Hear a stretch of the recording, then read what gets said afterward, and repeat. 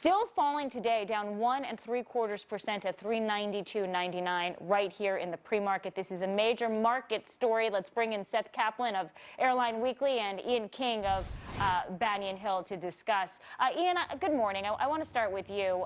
How big of a hit is this second deadly crash in 5 months for Boeing? So I think as an investor, the first thing you have to think about is whether or not you would actually fly on one of these planes right now.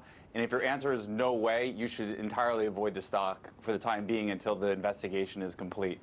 You know, Seth, we are seeing a lot of passengers at the airport saying, what do I do if this is such a popular plane? I don't want to get on a 737 MAX 8. But is there anything that the airlines can do? And so often we see them swap jets out at the last minute anyway. They can, yeah, and to be clear, we're talking here about just the MAX, which is the new version of the 737. So, you know, most 737s that you get on the vast majority still today not affected by this. But yeah, you wonder here if ultimately it could be consumer pushback that forces things to change. If you have a lot of people saying, hey, I'm just not comfortable getting on that plane with at this point, I guess about a third of the fleet grounded around the world anyway. Let's see if that kind of pressure, causes Boeing, the FAA, or these airlines here in North America to change course. Do you think China has anything to do with any of this, Ian? And I'm asking because they are one of the countries that have grounded all of this particular jet. They're also a major investor in Ethiopian Airlines and the continent of Africa. And we have a trade spat going on with them right now. We want to ban Huawei technologies. Right. I mean, the 737 MAX 8 is a huge program for Boeing. It represents about a third of their bottom line. They've delivered over 300 airplanes so far. They've got 300,000 orders in backlog. So this is a big program for a huge American company. I don't necessarily agree with the conspiracy theory that China is behind this, but there's been 2 crashes in 6 months, and even in the United States, you're hearing reports of passengers in LaGuardia Airport that were quote-unquote terrified to board these planes yesterday.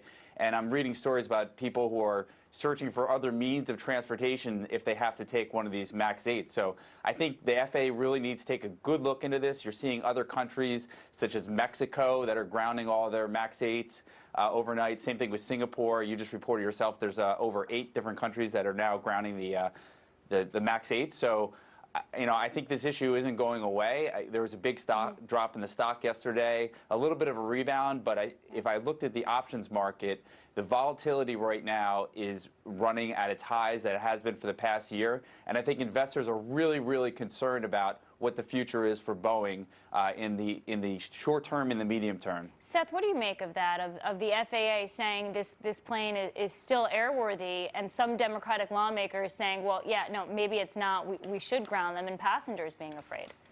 Yeah, so on one hand, here you have the FAA saying you got to make urgent changes to Boeing, but on the other hand, sort of, saying, yeah, it's still safe to fly. Obviously, threading a needle there. I mean, I believe that if they are, kind of in a narrow technical sense saying that it's safe to fly, it's because they believe that obviously all kinds of risk associated with something going wrong. This is an aircraft that in many ways was not a radical departure. This was an aircraft Boeing, by the way, didn't really want to build, kind of felt forced to build for defensive reasons because the competition was updating its fleet, and that put pressure on Boeing to kind of get this out into the marketplace. It sold 5,000 of them. Yeah. It was obviously the right decision in that regard, but in a lot of ways, not innovative, a similar airframe to the old planes, but this system, indeed, a big step forward, Boeing thought, in terms of addressing things that had caused past crashes.